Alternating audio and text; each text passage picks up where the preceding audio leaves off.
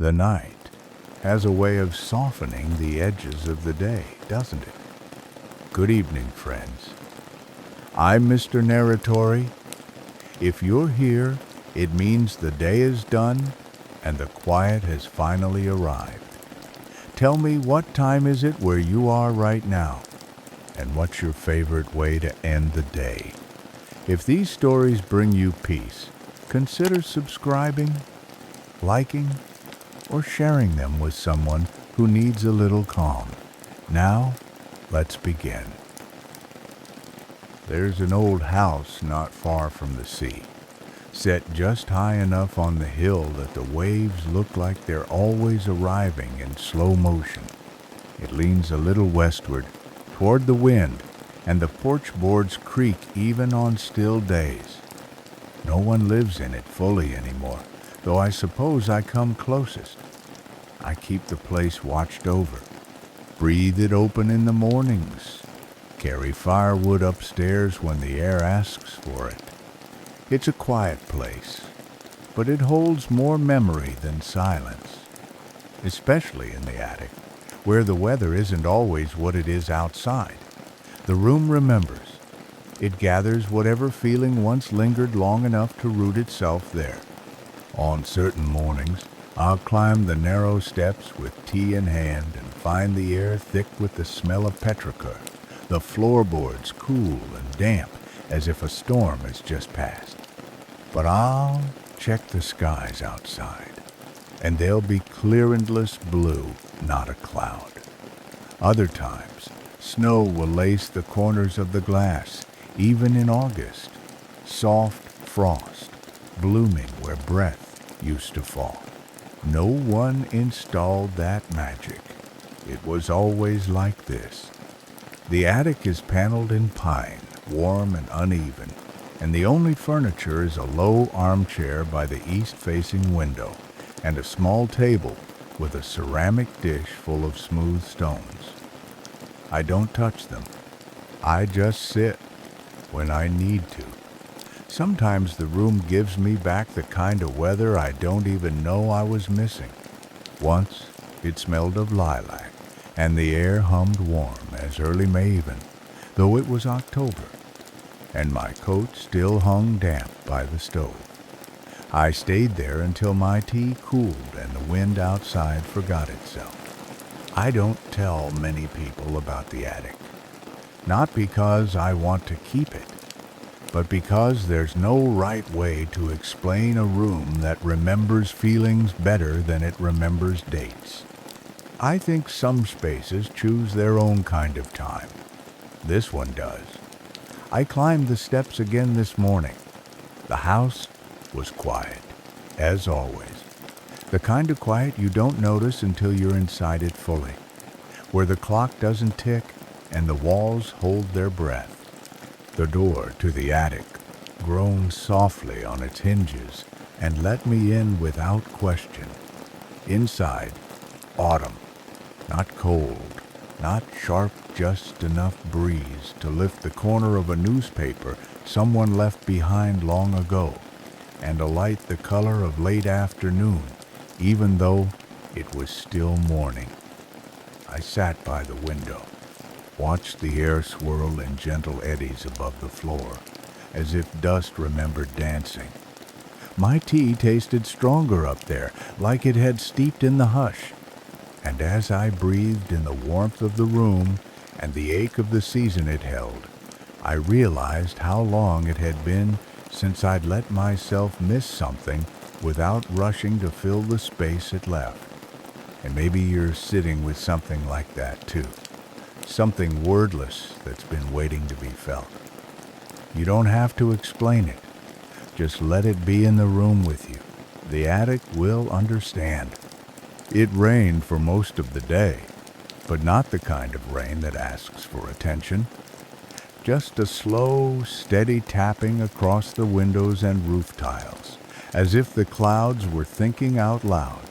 I spent the morning downstairs with a wool throw over my legs and a mug that never quite emptied, watching steam rise and fade again and again.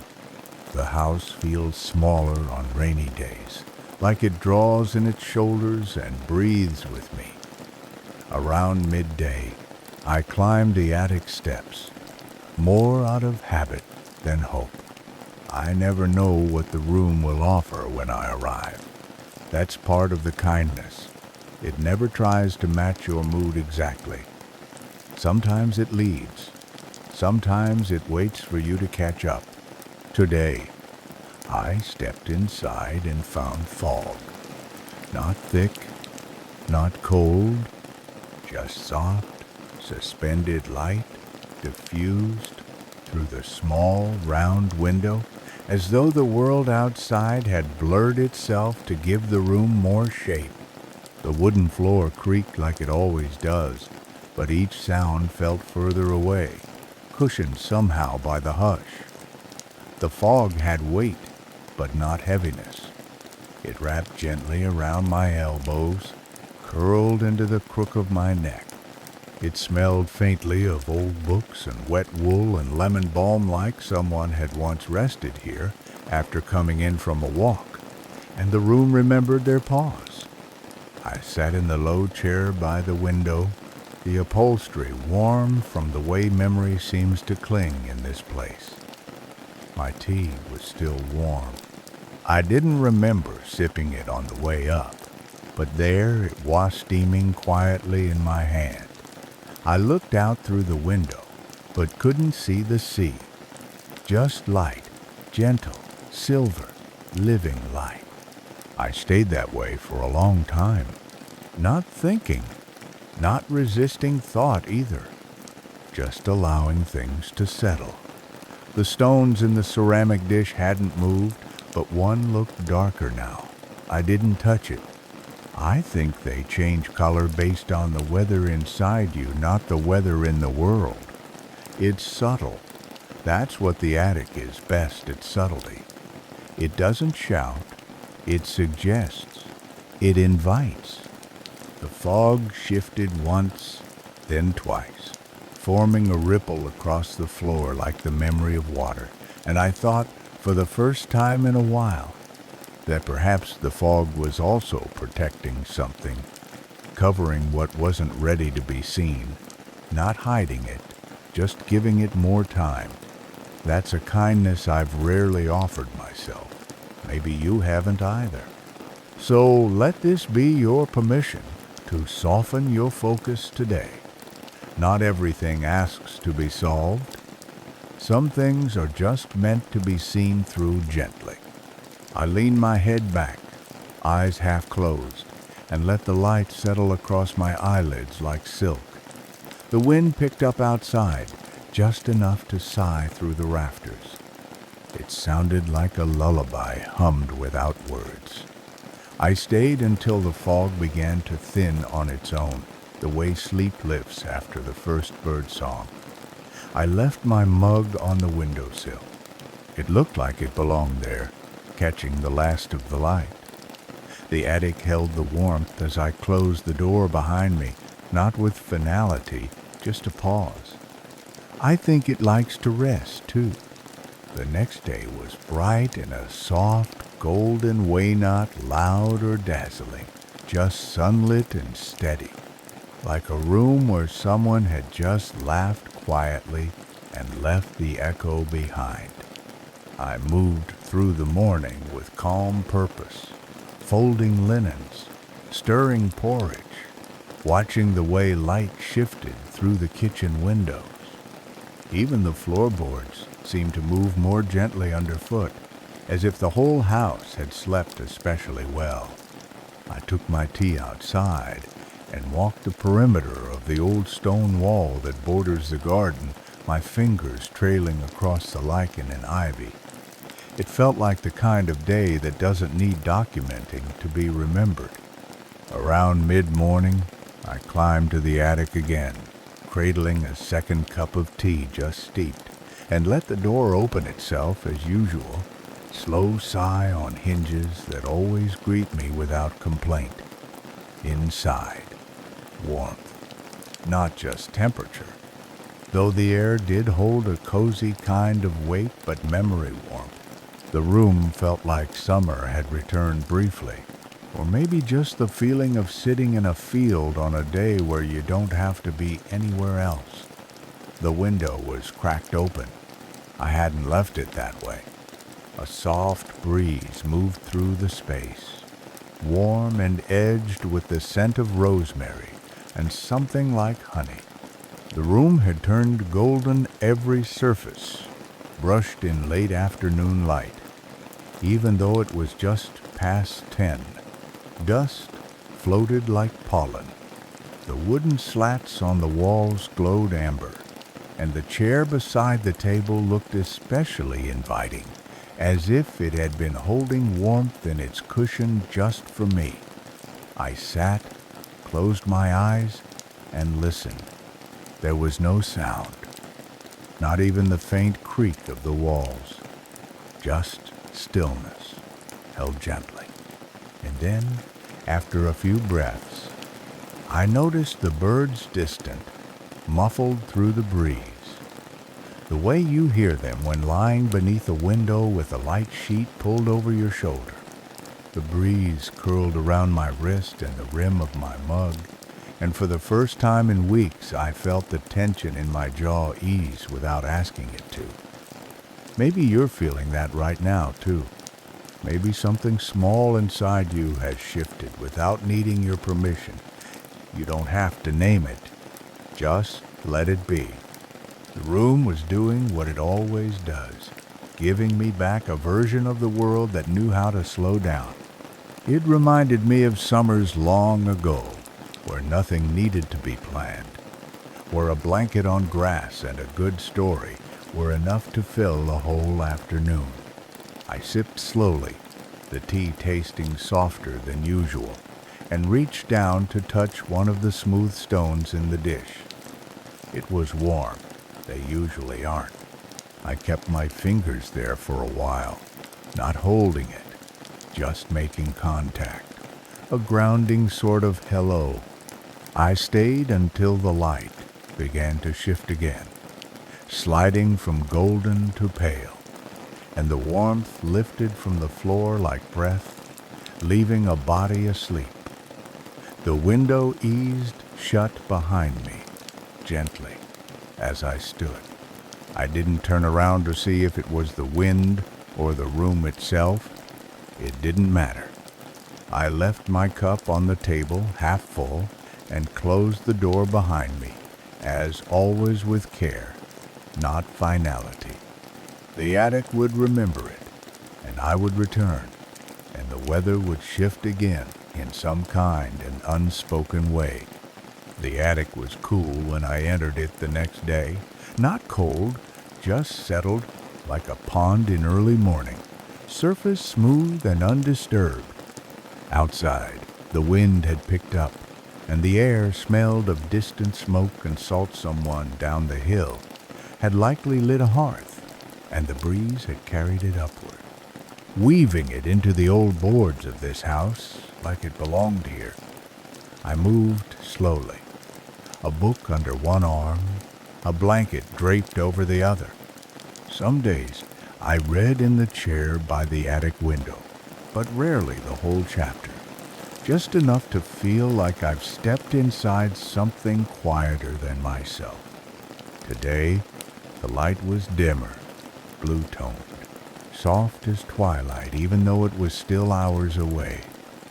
The clouds must have tucked themselves close to the glass. The room had remembered a rainy evening, not in water or sound, but in feeling. The kind of feeling where you curl your feet beneath you and don't mind the way your tea cools as you forget to sip. I settled in the chair, blanket over my legs, the book unopened in my lap. The room didn't ask for reading. It asked for stillness. The air smelled faintly of cedar and steeped leaves, like someone had made tea earlier, and the memory of it lingered in the walls. I watched the way the light moved slow horizontal across the floorboards, pooling around the feet of the table like it was trying to rest. A single petal lay on the window frame. I hadn't brought flowers up in weeks. Still, there it was, pale purple, a curl at the edge, as if it had sighed itself there. I looked at the mug I'd left behind and saw it empty now, but clean, dry. The room always tidies what needs to be cleared without erasing what matters. There's something so kind in that. I closed my eyes. Let the silence carry me for a little while. And maybe if you're quiet now too, you can feel that hush in your own chest. A slowing, a loosening. You don't need to do anything else right now. Just be still with me. Let the light settle around you, the same way it rests on this floor, this page, this breath. When I opened my eyes again, the window had fogged slightly at the corners, and a faint tapping had begun a soft echo, like a memory of rain more than rain itself.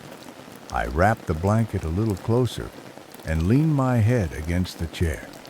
The stones in the dish remained still, their surfaces dulled slightly in the new light, and I wondered briefly if they'd shifted while I blinked.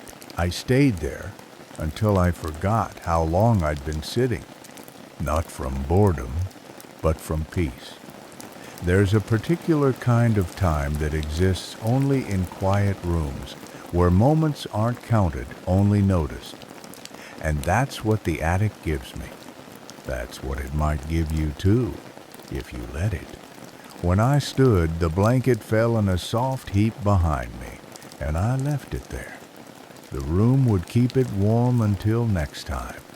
I closed the book I never opened, carried the still mug down the stairs, and let the house breathe around me as the light continued to fade. The next morning broke slower than usual.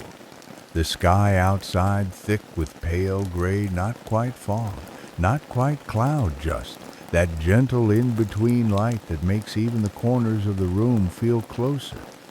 I woke without alarm, without need, the kind of waking that feels like rising into a quieter version of yourself. The house creaked softly as I moved, floorboards announcing each step in that familiar, forgiving way. The kettle whistled once, then settled, and I poured a cup of chamomile into my favorite stoneware mugon with a thumbprint near the rim where the glaze gathers like memory. The attic door waited for me, as it always does, not closed, not open, just aware. I climbed slowly, my breath easy, the steam from the tea curling around my knuckles. The room met me in silence, but not an empty one, a listening silence. The light today was dusky, the soft purple blue of just before snowfall, though outside not a flake had fallen. The air was cool, but not cold, and something about it felt like waiting. The window was clear, but the world beyond it looked distant, like a dream remembered just after waking. The chair welcomed me with its usual hush, and the mug rested warm in my hands. I didn't move for a long time, just sat there, letting the stillness unfold.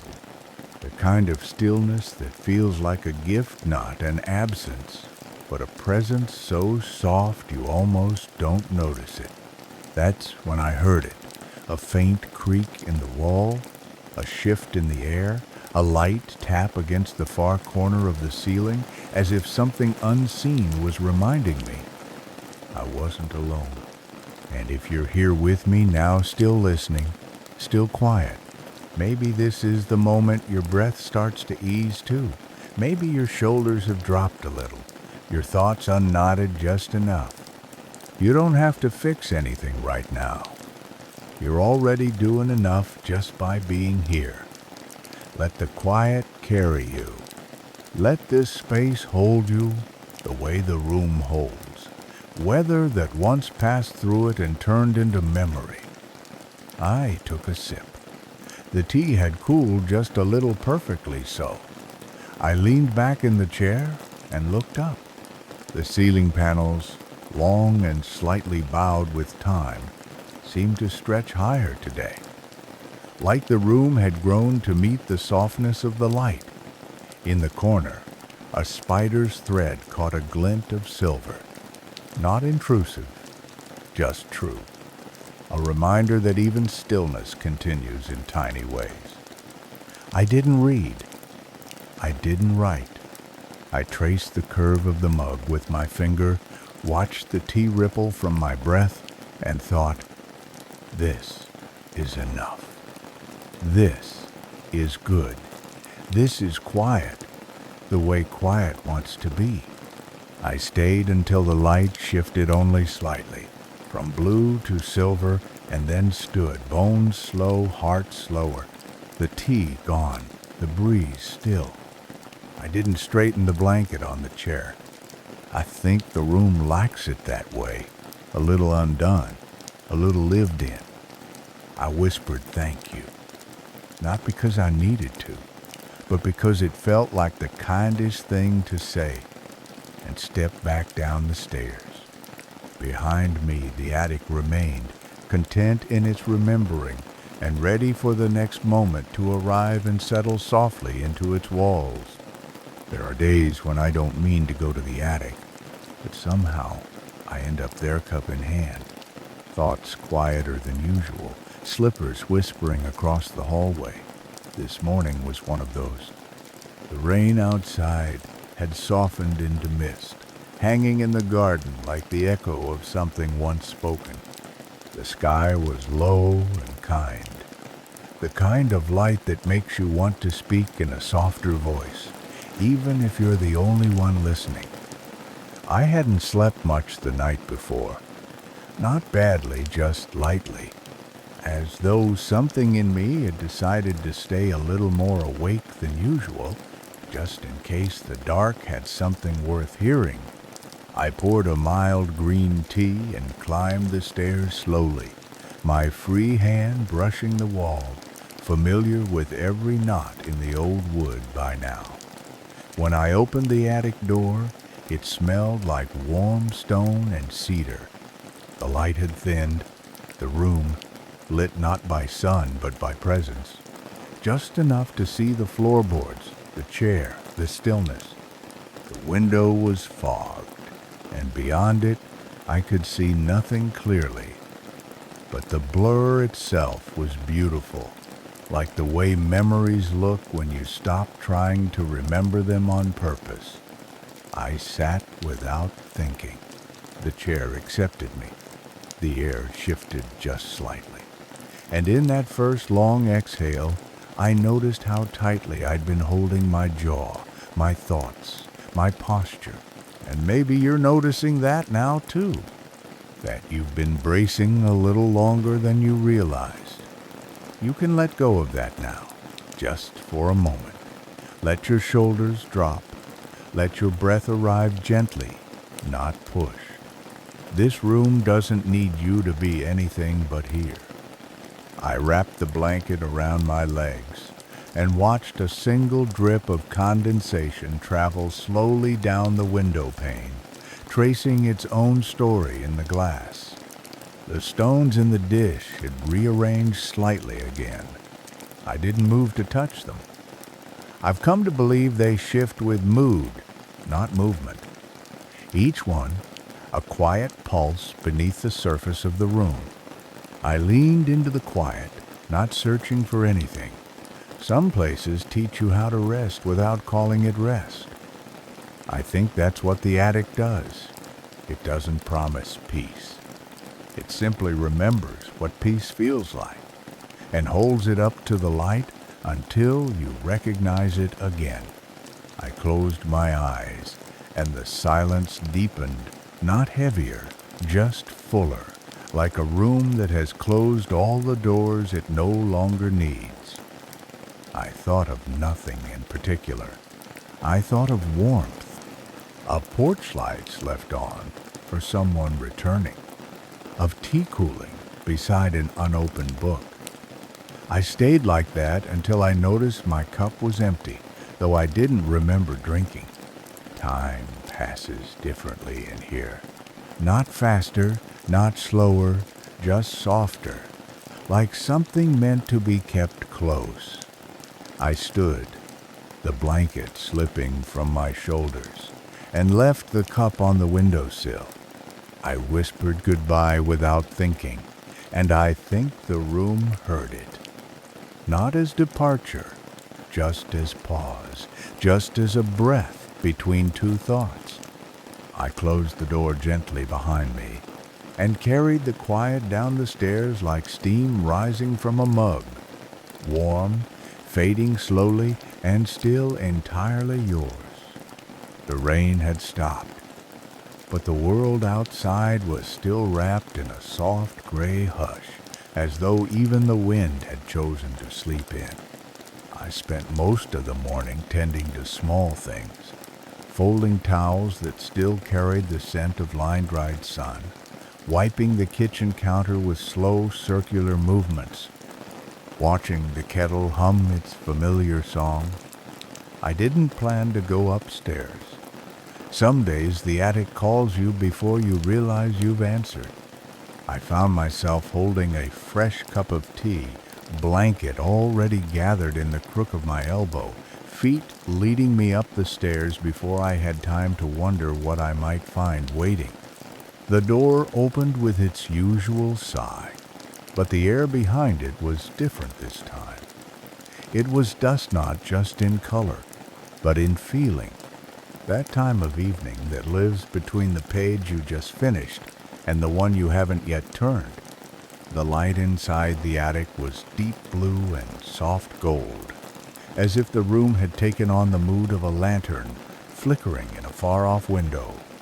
The floor felt warmer than usual, the boards carrying a subtle heat, as if someone had been walking there before me, quietly, not to disturb. I stepped inside and paused. The room was utterly still, but I could feel its attention the way you can tell someone is thinking kindly about you without a word being said. The chair waited. The stones in the dish shimmered faintly in the low light, like they'd absorbed a little glow from the dusk itself. I sat and breathed in. It smelled faintly of dried leaves, firewood, and something sweet, maybe apple skin or honey steeped in linen. Outside, the sea was too far to hear, but the feeling of it was there, stretching against the horizon. I held the mug to my chest before sipping, and for a while I didn't move. Just let the evening settle into my skin like warmth after a bath. And if you're here now, resting with me, maybe you can feel it too. That gentleness, that stillness. There's nothing you have to do in this moment. You've done enough for today. You are enough, even in your quietest form. The world can wait. I listened to the small sounds of the house around me. Soft breath of air slipping through window seams, the faint tick of cooling wood, the hush that follows thought. I didn't speak. I didn't write. I simply let the light change, watched it slip across the window pane and wrap itself around the floor like a scarf dropped with care. The stones in the dish shifted once, just slightly, and I imagined they were settling too, tucking into their own version of comfort. It's strange, I thought, how a room can feel not only alive but understanding, like it wants you to be well, like it knows the rhythm of what you haven't said out loud. I stayed until my tea cooled, until the sky outside folded itself into a deeper blue, and then I rose, slow and full. The chair creaked softly beneath me, as if in thanks. I touched the edge of the windowsill on my way out just, once, and felt the warmth of the wood like a memory that hadn't finished speaking yet. The door closed with a whisper, not goodbye, but soon. I descended the stairs with the dusk clinging gently to my shoulders. and I carried it with me into the rest of the night. It was early evening when I returned to the attic for the last time that week, and the air in the house was already folding in around me like a slow breath being let out. The day had passed softly, no errands, no lists, just small comforts.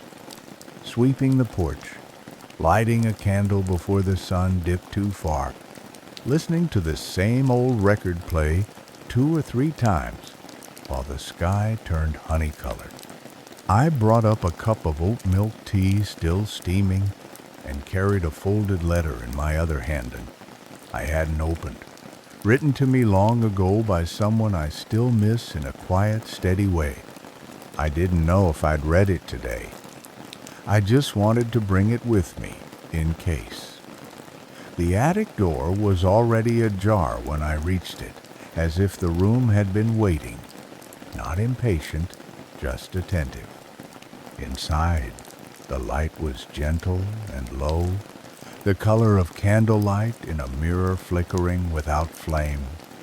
The air felt warmer than usual, like something had been baking there all day in the hush. It smelled faintly of vanilla and old wood and something sweet I couldn't place. The chair beside the window looked softer than I remembered, its fabric relaxed from having been used and trusted. I sat slowly. The blanket I'd left last time was draped gently over the arm, folded just enough to say I remembered you were coming. I held the letter without unfolding it.